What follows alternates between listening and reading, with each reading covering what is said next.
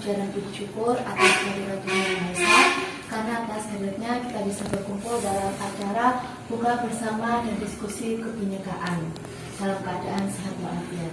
Sebelum memulai acara pada malam hari ini, marilah kita ucapkan keselamatan. Bismillahirrahmanirrahim. Selanjutnya Bapak Muncul. Langsung ya, oke. Terima kasih. Sebelumnya, Assalamualaikum warahmatullahi wabarakatuh. Waalaikumsalam. Namo Buddhaya, salam sejahtera, salam kebajikan, rahayu, Om Ulun, Basuki. Terima kasih kepada kawan-kawan. Hari ini saya menyebut kawan-kawan karena tidak ada yang tua, tidak ada yang muda. Minimal saya kan sama tua kalian. Yang untuk saya tidak ada yang muda, tidak ada yang tua. Nah, tapi paling tidak hari ini kita berdiskusi tentang kebinekaan. Jadi posisi kita sama. Dalam arti kita punya hak yang sama sebagai warga negara. Itu inti daripada diskusi hari ini. Dan alhamdulillah berkah Ramadan kita hari ini bisa berkumpul. Yang kedua, kita ingin mendiskusikan mengenai kebinekaan yang ada di Kabupaten Lumajang.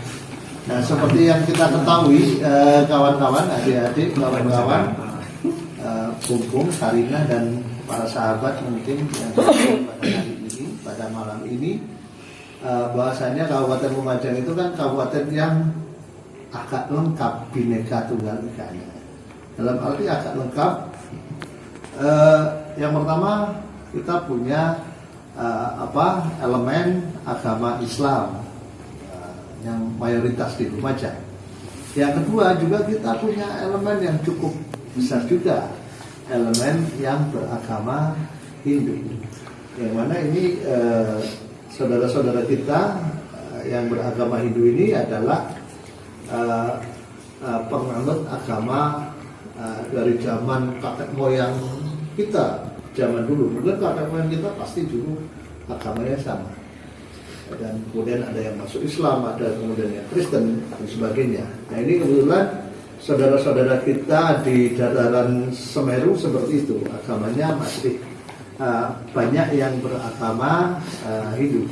Nah, ini juga kita hargai, kita hormati sebagai kawan sebangsa, tanah air. Nah, seperti itu. Yang ketiga, di Lumajang sendiri ada yang beragama Katolik, ada yang beragama Kristen tentunya, ada juga mungkin kawan-kawan Tionghoa, apa yang beragama Konghucu. Nah, 6 agama insya Allah lengkap di Kabupaten Lumajang. Dan dalam konstitusi kita, undang-undang dasar kita jelas bahwa kebebasan beragama sesuai pasal 29 kan jelas dijamin oleh negara, bukan dijamin oleh orang per orang. Ya, pasal 29 jelas yang dijamin itu adalah negara. Negara itu pemerintah boleh berganti tapi negara tidak boleh berganti. Yang penting Republik Indonesia. Itu inti daripada pasal 29, menjamin setiap orang untuk beragama, bebas beragama, termasuk juga melaksanakan agama maupun tentu saja rumah peribadatan. Nah, di Lumajang memang secara kenyataan lapangan memang masih terdapat beberapa hal yang mengganjal. Contoh juga ada di samping itu, contoh juga ada misalnya beberapa elemen kelompok yang menentang adanya pendirian gereja. Sama saja itu hal yang menurut kita ya nanti kawan-kawan bisa diskusi. Ada yang menentang pendirian gereja. Nah, satu sisi ada juga yang melakukan perusahaan Padmasari atau tempat bersesajian untuk para dewa dari agama Hindu. Ini yang terjadi di Dusun Argo Sari, Kecamatan Senduro, Kabupaten Lumajang. Nah, hal-hal seperti ini menurut hemat kita dari Laskar Bhinneka ini adalah hal yang kurang baik gitu kan, yang kita sesalkan menurut zaman kita. Sehingga saya hari ini diundang oleh teman-teman BMNI Komisariat Unilu dan juga beberapa tamu yang hadir dari Widya Sama, teman-teman yang hadir. Ini apalagi BMNI kan jelas ya, ketika masih muda saya juga BMNI jelas mengusung Bhinneka Tunggal Ika, yang mana sangat menolak yang namanya intoleransi. Nah, hal-hal seperti ini tentu saja mari kita diskusikan bersama. Saya di sini hanya untuk memantik satu diskusi. Saya bukan narasumber utama, tapi kita semuanya bisa jadi narasumber, kita bisa berdiskusi. Beberapa waktu yang lalu juga saya dengan Mas Agus luar biasa saat itu mengunculkan banyak penonton kita. Mas Agus banyak di sorot oleh kamera saat itu ya Mas Agus ya, sebagai salah seorang tokoh muda Bhinneka Tunggal Ika itu ya Mas Agus ya. Nah oleh karena itu monggo kawan-kawan ini kita saling belajar diskusi. Kira-kira menurut kawan-kawan muda bagaimana menyikapi hal ini ya, dari sudut pandangan apa saja. Di Lumajang benar nggak sih yang namanya toleransi itu benar dijunjung tinggi atau memang di permukaan saja? Mungkin kawan-kawan muda kan yang lebih paham. Kira-kira begitu. Saya kembalikan ke moderator. Terima kasih Pak Mansur atas materi yang diberikan. Selanjutnya saya akan kepada kawan-kawan untuk bertanya.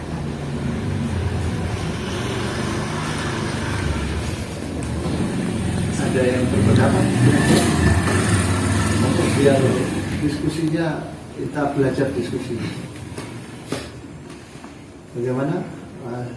Mas Akbar sudah siap sini dari kira-kira gimana? Melihat perusahaan ini kawan-kawan siapa saja boleh berpartisipasi ya? Kami sebagai mahasiswa Lumajang turut prihatin atas terjadi perusahaan Padmasari yang ada di Desa Argosari, Kecamatan Senduro, dan itu bertentangan dengan semboyan kita yaitu Bhinneka Tunggal Ika. Kami meminta ke pihak kepolisian untuk mengusut tuntas atas kejadian yang dialami oleh saudara kami yang ada di Argosari, Kecamatan Senduro. Melihat fenomena yang terjadi di akhir-akhir kemarin, apalagi sepengetahuan saya terjadinya perusahaan Padmasari kebetulan bertepatan di Hari Raya Nyepi ya, yang terjadi di Desa Argosari, yang kurang lebih ada tiga Padmasari, yang mungkin ada beberapa teman-teman yang kurang paham Padmasari itu apa gitu kan. Jadi Padmasari itu salah satu tempat untuk sesajen, untuk tempat ibadah sebenarnya. Kalau untuk umat Hindu kan tempat ibadahnya pura ya, tapi kalau ke pura itu kan jauh, makanya ada beberapa masyarakat yang mendirikan Padmasari sebagai tempat mereka menyampaikan rasa syukurnya melalui sesajen, dan Padmasari itu adalah tempatnya gitu. Nah, kalau melihat fenomena yang terjadi hari ini, kalau saya melihat bahwa sebenarnya Lumajang berada di posisi yang menurut saya krisis terkait tentang toleransi gitu. Karena melihat Lumajang itu salah satu, kalau saya melihat Lumajang bisa dibilang adalah miniatur Indonesia, karena di Lumajang, Kabupaten Lumajang itu banyak terdiri beberapa kepercayaan. Kalau di Kecamatan Senduro itu ada memang yang kepercayaan Hindu dan sebagainya. Ada lagi di daerah Tempur Sari itu yang memang ada satu desa yang memang mayoritas Kristen dan Katolik. Ada juga di Tunjung Rejo itu yang memang. Jadi Kabupaten Lumajang itu seolah-olah adalah miniatur Indonesia yang penuh dengan kebinekaan. Kalau memang ini terjadi seperti yang kemarin itu perusahaan Padmasari, berarti ada sesuatu hal yang menjadi masalah di Kabupaten Lumajang. Intinya tindakan-tindakan intoleransi sudah mulai ada. Nah ini kan termasuk penolakan gereja? Ya termasuk saya dengar juga ada kasus penolakan gereja di Lumajang di daerah kecamatan Taipei kalau nggak salah ya. Nah ini kalau menurut saya melihat ada gerakan-gerakan intoleransi dan ini yang kalau saya melihat kita sebagai warga negara Indonesia tentunya kita punya hak konstitusional yang mana kita punya hak untuk beribadah, kita punya hak untuk bisa nyaman di tempat ibadah kita masing-masing sesuai dengan kepercayaan. Namun yang terjadi di Lumajang ada perusakan tempat ibadah, ada penolakan pendirinya gereja dan sebagainya. Berarti kalau saya melihat ada pelanggaran hak konstitusional yang mana setiap warga negara Indonesia punya hak itu. Kalau kita mau meninjak lebih jauh lagi, ini harus ada peran dari masyarakat dan tentunya juga harus ada peran dari pemerintah, baik itu dari pemerintah desa sampai pemerintah kabupaten. Tentunya ini yang harus menjadi PR bersama. Saya tidak merasa ini bahwa masyarakat harus bergerak, tapi juga harus pemerintah ya. Bahwa diskusi ini adalah bagaimana kita berjalan bersama-sama, ya kan, untuk saling mengayomi, saling melindungi hak-hak konstitusional. Tentunya masyarakat Lumajang untuk nyaman dan aman dalam beribadah. Tentunya. Apalagi kita yang mayoritas Muslim, kebetulan kita sekarang menjalankan ibadah puasa di bulan Ramadan. Tentunya hal ini menjadi hal yang positif. Untuk apa? Untuk saling mengingatkan antar umat beragama. Tentunya kita yang mayoritas Muslim, kita saja harus bisa lah mengayomi teman-teman yang minoritas. Sebenarnya kalau kita menyatakan mayoritas minoritas itu seolah-olah ada yang dikresdikan atau ada yang ini besar atau kecil, tapi tidak. Ini lebih ke kita yang kebetulan Muslim dan kebetulan mayoritas di Kabupaten Lumajang. Ayo kita sama-sama mengayomi mereka. Kita sama-sama bekerja sama. Kita sama-sama berjalan. Karena menurut saya masalah ketuhanan, masalah agama itu kembali lagi masalah tentang diri kita dengan Tuhan, diri kita dengan Sang Maha Pencipta, gitu kan. Namun jangan sampai, mohon maaf, oknum-oknum, kita ngomong oknum atau perseorangan ini yang merusak jalinan toleransi kita umat beragama. Gitu. Tentunya ini yang menjadi poin penting dari kita, gitu. Terutama kita yang dari umat Muslim. Ayo kita sama-sama mengayomi, melindungi mereka dan memberikan rasa aman terhadap kawan-kawan kita, gitu kan. Terutama untuk yang di non-Muslim ya, gitu. Mereka butuh kenyamanan, butuh aman dalam mereka beribadah. Tentunya ini Tentunya ini menjadi bagian dari diri kita pribadi masing-masing dan terutama diri ya. Kenapa kita balik lagi pada Pancasila? Betul. Sila kita yang pertama adalah ketuhanan yang Maha Esa. Tentunya ketuhanan yang Maha Esa itu kalau kita mau mendefinisikan berarti kita memiliki agama dan kepercayaan masing-masing gitu. Dan kita harus saling menghormati, itu saja sih. Nah, tapi nampaknya fenomena yang terjadi yang juga sudah disampaikan oleh Bung Mansur, Lumajang sekarang dalam kondisi krisis toleransi. Kalau dibilang sekarang Lumajang sudah mulai mengarah kepada gerakan-gerakan intoleransi dan ini mungkin bisa nanti teman-teman di sini didiskusikan apa yang harusnya kita lakukan sebagai warga negara Indonesia, warga negara Lumajang tentunya, dan tentunya ini PR besar. Kita tidak bisa ngomong ini PR-nya pemerintah daerah, tidak.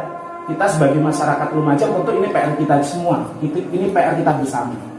Nah, monggo penyampaian saya ini bisa dikembangkan teman-teman dan saya mohon untuk kawan-kawan juga bisa menyampaikan apa keluh kesahnya setelah melihat terjadinya fenomena seperti ini. Itu mungkin dari saya. Intinya ayo kita sama-sama bisa bersikap toleransi terhadap umat beragama. Itu yang bisa saya sampaikan. Saya akhiri, wassalamualaikum warahmatullahi wabarakatuh. Merdeka. Terima kasih atas Ya. selanjutnya bagaimana tanggapan pendapat yang telah disampaikan? Oh, ada yang berpendapat Anda.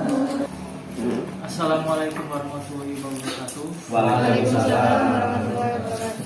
Saya menanggapi tentang mengenai toleransi hal seperti ini. Sebenarnya saya sebagai kaum minoritas, saya Kristen, sungguh sangat kaget yang tentang penolakan gereja yang ada di Tempe. Entah mengapa, memang beberapa ini kayak saya merasa itu kayak ada yang beberapa dengar banyak hal yang terjadi di seluruh Indonesia ini ya, mungkin mengenai perbedaan agama lah. Maka hal dari itu sepertinya toleransi ini lebih ditanamkan pada diri kita masing-masing. Padahal waktu kecil itu kita juga diajarkan bahwasanya kita harus toleransi, bahwa di Indonesia ini agama itu tidak hanya satu, dan banyak, ada agama Kristen, Islam, Hindu, Buddha, Konghucu, seperti itu.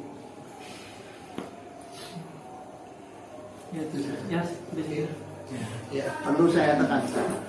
Toleransi itu dari mana sih?